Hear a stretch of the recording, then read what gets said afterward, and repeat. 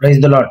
ప్రార్థించే వారి ఎడల దేవుడు కృప చూపించే దేవుడని దేవుని యొక్క వాక్యము మనతో మాట్లాడుతూ ఉంది.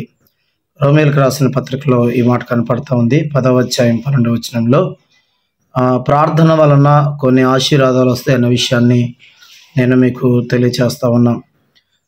ప్రియ దేవుని బిడ్డలారా, చాలామంది ప్రార్థన చేసి దేవుని యొక్క ఆశీర్వాదాలు పొందుకున్నట్లుగా మరి బైబిల్లో అనేకమైనటువంటి విశ్వాసులను, అలాగే అనేక మంది సేవకులను, అనేక మంది రాజులను, అలాగే దేవుని ఎడలో వచ్చినటువంటి ప్రతి వారిని కూడా మనం చూస్తూ ఉంటాం. దేవుడు కృప చూపించే దేవుడు.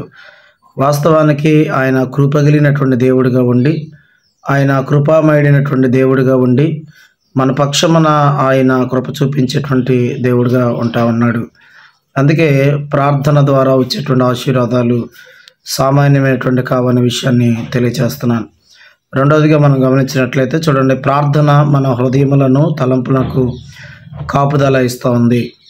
చాలామంది మరి ప్రార్థన చేసినప్పుడు కొంతమంది చెప్పేటువంటి సాక్ష్యం ఏంటంటే, దేవుడు మరి మాకు కాపుదల అనుగ్రహించాడు, సంవత్సరం మొదలుకొని సంవత్సరాంతం వరకు కూడా ఆయన కాపుదల మన మీద ఉంది, కాబట్టి మరొక నూతనమైనటువంటి సంవత్సరాన్ని చూడటానికి మనకు అవకాశం ఉంది. ప్రార్థన ద్వారా కృప పొందుకుంటాం, ప్రార్థన ద్వారా కాపుదల కూడా ఉంటుంది అనే విషయాన్ని తెలియచేస్తా ఉన్నాం. ఇంకో విషయాన్ని మనం గమనించినట్లయితే చూడండి, పరిశుద్ధ గ్రంథం నుంచి ప్రార్థన ధైర్యాన్ని ఇస్తుంది. అపోస్తుల కార్యములు 4వ అధ్యాయం 31వ వచనంలో ఈ మాట రాయబడుతూ ఉంది. చాలా వరకు మనం గమనించినట్లయితే అక్కడ ఉన్నటువంటి పరిస్థితులన్నీ కూడా గమనిస్తే గనక మరి యేసుక్రీస్తు ప్రభువుని అంగీకరించిన తర్వాత చాలామందికి శ్రమలు కలిగాయి, చాలామందికి మరి మరణ పరిస్థితులు కూడా వచ్చాయి. అందుకే ప్రార్థన ద్వారా ధైర్యం వస్తుంది అనేటువంటి విషయాన్ని ఇక్కడ లేఖనం ద్వారా మనకు కనబడతా ఉంది. కాబట్టి ప్రార్థన ఒక ధైర్యాన్ని తీసుకొస్తుంది.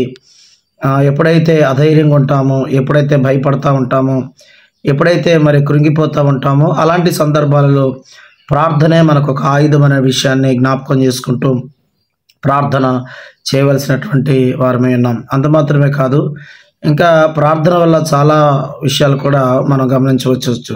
చూడండి, మరలా పరిశుద్ధ గ్రంథాన్ని మనం గమనించినట్లయితే ప్రార్థన రక్షించును అనేటువంటి విషయం కూడా కనబడుతూ ఉంది. ఇది కూడా అపోస్తుల కార్యములు 2వ అధ్యాయం 21వ వచనంలో రాయబడినటువంటి మాట మనం జ్ఞాపకం చేసుకుందాం. ప్రార్థన మనుషులను రక్షిస్తుంది. ఎవరైతే యేసుక్రీస్తు ప్రభు దేవుడని తమ నోటి చేత ఒప్పుకుంటారో వారు రక్షణ పొందుకుంటారు అనేటువంటి విషయాన్ని మనకు కనబడుతూ ఉంది. అక్కడ ఆనాడు అపోస్తులు మరి ప్రార్థన చేసి రక్షణ పొందుకున్నటువంటి పరిస్థితి కూడా కనబడుతూ ఉంది. చాలా స్థలాల్లో, చాలా చోట్ల దేవుని సువార్తను వారు ప్రకటించినప్పుడు వారందరూ కూడా మరి యేసుక్రీస్తు నామంలో ప్రార్థించినట్లుగా, యేసుక్రీస్తు ప్రభువుని దేవుడిగా వారు అంగీకరించి మరి వారు రక్షణ పొందినట్లుగా దేవుని యొక్క వాక్యము మనతో మాట్లాడుతూ ఉంది. అంత మాత్రమే కాదండి, ప్రార్థనలో వచ్చేటువంటి ఆశీర్వాదాలు ఇంకా చాలా విషయాలు ఉన్నాయి. అవి కూడా ఒక్కొక్కటిగా మనము జ్ఞాపకం చేసుకుందాం రండి.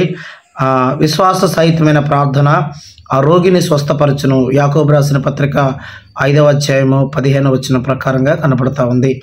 చాలామంది మరి విశ్వాసులు తమ తమ జీవితాలలో ప్రార్థన చేసుకొని, ఇదిగో మా ప్రార్థనల ద్వారా దేవుడు ఇన్ని అద్భుతమైన కార్యాలు చేశాడు, మా ప్రార్థనల ద్వారా దేవుడు ఆశ్చర్యమైన కార్యాలు జరిగించాడు, మా ప్రార్థనల ద్వారా దేవుడు ఉన్నతమైన కార్యాలు జరిగించాడు వాక్యం సెలవిస్తుంది.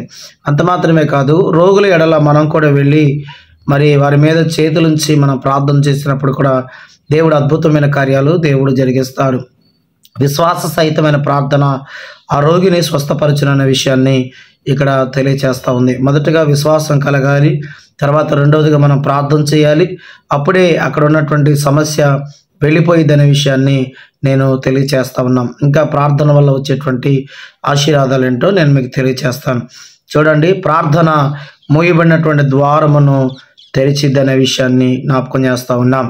ఎప్పుడైతే కొన్ని సమస్యలు, లేకపోతే కొన్ని బాధలు, కొన్ని కష్టాలు, వాటి ద్వారా కొన్ని ఆశీర్వాదాలు మూయబడతాయో, మరి ఆశీర్వాదాలు తెరవబడాలంటే ప్రార్థన ద్వారానే ఆశీర్వాదాలు తెరవబడతా ఉంటాయి. చాలామంది ఇదిగో ఇట్లా ప్రార్థన చేసి మేము ఆశీర్వాదం పొందుకున్నాం, ఎప్పుడైతే బంధకాల నుంచి లేకపోతే మూయబడిన పరిస్థితుల నుంచి దేవుడు తప్పించాడు, విడిపించాడు అని చెప్పాలి అంటే మొదటగా మనము ప్రార్థన చేయవలసినటువంటి వారమై ఉన్నాం. దయచేసి మరొక విషయాన్ని మనం గమనించినట్లయితే చూడండి, ప్రార్థన గొప్ప సమస్యల నుండి విడిపించిద్ది అనే విషయాన్ని కూడా నేను మీకు తెలియజేస్తున్నాం. ఇది 2వ దినవృత్తాంతములు 20వ అధ్యాయము 12వ వచనం ప్రకారంగా ఈ మాట మనకు కనబడతా ఉంది. చూడండి, చాలా వరకు సమస్యల నుంచి విడిపించేది ప్రార్థన, ప్రార్థన, ప్రార్థన. అలాగే ప్రార్థన మన క్షేమస్థితిని 2 అంతులుగా చేసిద్ది అనే విషయాన్ని కూడా నేను జ్ఞాపకం చేస్తూ ఉంటాం. మొదట ఉన్నటువంటి స్థితి కొంచెమైనను తుదకు అది రెట్టింపు అవటానికి గల కారణము మరి మనము ప్రార్థన చేయవలసినటువంటి వారమై ఉన్నాం. ఎప్పుడైతే మరి ప్రార్థన చేస్తామో అప్పుడు 2 అంతుల ఆశీర్వాదం వచ్చిందని దేవుని యొక్క వాక్యము సెలవిస్తూ ఉంది. మరి కొన్ని విషయాలు చూద్దాం. దానియేలు గ్రంథము 6వ అధ్యాయము 10వ వచనం ప్రకారంగా సింహపు నోటి నుండి దానియేలును తప్పించడం గల కారణం ఏంటంటే అది ప్రార్థన ద్వారానే దానియేలును తప్పించబడటానికి కారణమైంది. చూడండి, ప్రార్థన ద్వారా సింహపు యొక్క నోర్లను కూడా మూయబడ్డాయి. అంటే ప్రార్థన అంత శక్తి కలిగిందనే విషయాన్ని కూడా జ్ఞాపకం చేస్తూ ఉన్నాం. వాస్తవానికి సింహపు నోటు నుంచి బయటకు రావటం అంటే సామాన్య విషయం కాదు. కేవలం దానియేలు మరి తన అనుభవాన్ని జ్ఞాపకం చేసుకొని ముమ్మారు యెరూషలేము తట్టు ప్రార్థన చేసేటువంటి పరిస్థితి ఉన్నటువంటి దానియేలు రాత్రంతా కూడా ప్రార్థన చేసి మరి ఆ స్థితి నుంచి విడిపించబడ్డాడని దేవుని యొక్క వాక్యము మనతో మాట్లాడుతూ ఉంది. ప్రియులారా, సింహపు నోళ్లే కాదు, ఎంత మరణకరమైన పరిస్థితులైనా దేవుడు తప్పించుటకు సంసిద్ధుడై ఉన్నాడు. ఇది కేవలం ప్రార్థన ద్వారా మాత్రమే ఇది జరిగిద్దని ఖచ్చితంగా చెప్పగలం. అలాగే చూడండి, ప్రార్థన పవిత్రతను ఇచ్చేది. ప్రార్థన వలన దేవుని చిత్తాన్ని గ్రహించగలం. ప్రార్థన వలన సాతాను శక్తులను మనం జయించగలం. ప్రార్థన మనుషులను పవిత్రపరిచిద్ది.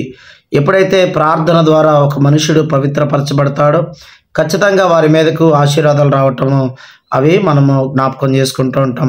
ప్రియులారా, కడగబడాలంటే కేవలం ప్రార్థనే చేయాలి. అలాగే సాతాను చీకటి శక్తుల నుంచి విడిపించబడాలంటే మనము ప్రార్థించవలసినటువంటి వారమే, కానీ మరొక విషయాన్ని లేనే లేదు. కాబట్టి ప్రార్థన ద్వారా తమ జీవితాలు సరిచేసుకున్న వారు చాలామంది ఉన్నారు. ప్రార్థన ద్వారా కడగబడినటువంటి వారు చాలామంది ఉన్నారు.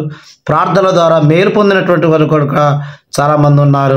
ప్రార్థన వలన దేవుని చిత్తాన్ని మనం గ్రహించగలం. ఏదో ప్రార్థన చేసుకుంటూ వెళ్ళిపోవటం కాదు, కానీ మనము ఆగి దేవుని సన్నిధిలో కూర్చొని మనం ప్రార్థన చేసి దేవుని చిత్తం ఏదో కనుగొనాలనే విషయాన్ని జ్ఞాపకం చేస్తూ ఉన్నాం. అంత మాత్రమే కాదండి ప్రియులారా, ప్రార్థన పరలోకానికి కూడా తీసుకెళ్లే విషయాన్ని జ్ఞాపకం చేస్తూ ఉన్నాం. ప్రార్థించి పరలోకాన్ని పొందుకోవటమే గొప్ప భాగ్యం అనే విషయాన్ని జ్ఞాపకం చేస్తూ ఉన్నాం. ఈ రోజు నుంచి ప్రభు సన్నిధిలో చేరి ప్రార్థించి ఆయన వలన ఆశీర్వాదాలు పొందుకుందాం. అటు కృప దేవుడు అనుగ్రహించును గాక. ఆమేన్. Praise the lord. Please subscribe, like చేయండి, షేర్ చేయండి, కామెంట్ చేయండి. God bless you.